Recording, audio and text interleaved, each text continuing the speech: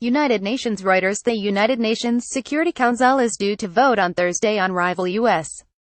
and Russian bids to renew an international inquiry into chemical weapons attacks in Syria, diplomats said, a move that could trigger Russia's 10th veto to block action on Syria. Photo. The United Nations Security Council votes on a resolution to ban the supply of helicopters to the Syrian government and to blacklist Syrian military commanders over accusations of toxic gas attacks, at UN headquarters in New York City, U.S., February 28, 2017.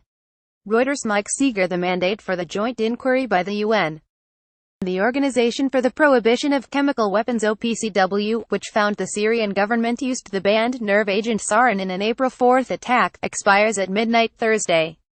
The United States was first to ask for a vote on its draft resolution, followed quickly by Russia. A resolution needs 9 votes in favor and no vetoes by the United States, France, Russia, Britain or China to be adopted. Diplomats say there is little support among the 15-member council for the Russian draft, which Russian UN Ambassador Vasily Nebenzia has said aims to correct systemic errors of the inquiry, known as the Joint Investigative Mechanism (JIM).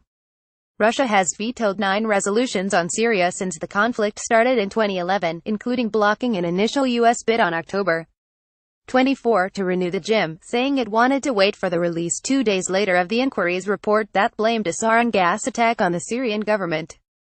The United States hopes the Security Council will stand united in the face of chemical weapons use against civilians and extend the work of this critical group, the U.S. mission to the United Nations said in a statement on Wednesday. Not doing so would only give consent to such atrocities while tragically failing the Syrian people who have suffered from these despicable acts, it said.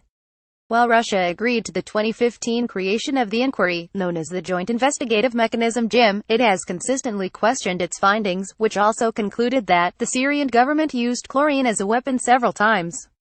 A spokesman for the U.S. mission to the United Nations said on Monday that Russia has refused to engage in negotiations on the U.S. draft resolution.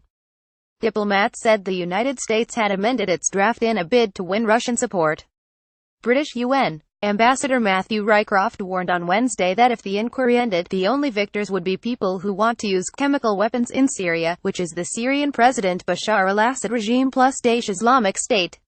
Everyone in the Security Council would be shooting ourselves in the foot if we allowed that to happen, he said. The Russian mission to the United Nations was not immediately available for comment on the impending council vote. If the inquiry is not renewed, Nebenzia said on Monday, it may send a bad signal, but the way the investigation has been conducted sends an even worse signal. Syria agreed to destroy its chemical weapons in 2013 under a deal brokered by Russia and the United States. Reporting by Michelle Nichols, editing by James Dalglish. Standards. The Thomson Reuters Trust Principles.